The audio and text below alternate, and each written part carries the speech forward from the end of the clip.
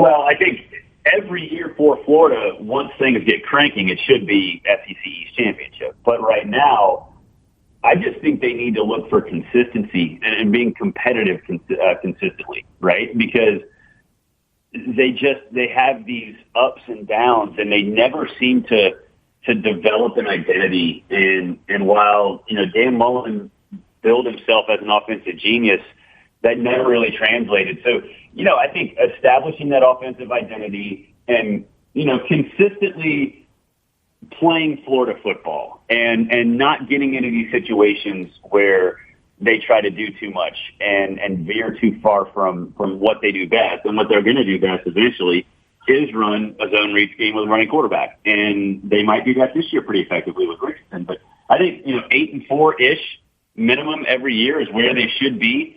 That may not include this year just because of all the other issues. But I just think that for this season, just being consistent in the sense of going about your business the way the way that Billy Napier wants you to is the most important thing. Because Dan Mullen, I'm not the biggest Dan Mullen fan, as you guys know, but it seems like if his way didn't work, then he panicked.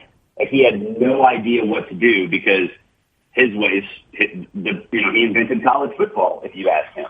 And so I think for Billy Napier, it's that attitude of, establishing what you do, dictating the style, and moving forward. And I think they can do that pretty effectively this year. But, I think it's going to take a couple of years for them to really get back to that point where they can at least be discussed in the same light as Georgia and Alabama and these other teams.